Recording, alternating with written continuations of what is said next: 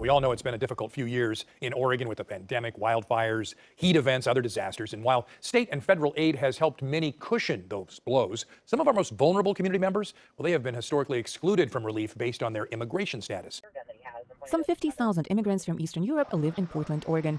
Adi Ramek is among the police officers assigned to patrol their neighborhoods. The most common crime with the Eastern European community in general is domestic violence. At the start of the new year, Oregon DMVs will no longer require proof of legal residence when applying for a license, which opens up legal driving privileges to undocumented immigrants. Lawmakers passing the bill back in 2019, removing the requirement, which took effect today. Well, actually, we're in a process, obviously, we've changed our laws so that we have basically told cities if they're not going to cooperate with the federal government, we're going to defund them. We also have potential penalties, and some of it may even be a crime. So we've tried to encourage our cities, again, because we don't see any downside to protecting our citizens, and we don't see any upside to protecting criminal illegals and not deporting them. Now, 1 month after Martinez was released, Multnomah County Sheriff Mike Reese launched an investigation into one of his deputies for contacting ICE before having a pretrial meeting with an illegal immigrant. And around the same time, a judge was accused of letting an illegal immigrant slip out the back of her courtroom through an employee exit to escape ICE agents out in the hallway.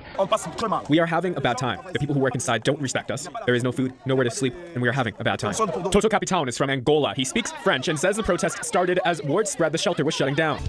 People seeking asylum in the city of Portland show up day after day, despite the city's announcement earlier this summer that it could no longer coordinate housing for them. The community groups that help them say it's unpredictable how many people will show up and when. And right now, one of the options is to place them in shelter hotels in South Portland.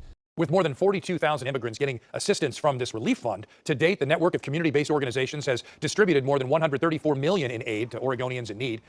Portland police officers have organized courses for the department on the culture and traditions of ethnic communities. But more importantly, officers offer Slavic Council members a chance to connect with much-needed services. The Portland City Council earlier this year awarded $50,000 to launch a project aimed at helping immigrants fight deportation and other legal issues. As Portland's housing crisis for everybody, including asylum seekers, boils over, the city approved a new asylum seeker shelter.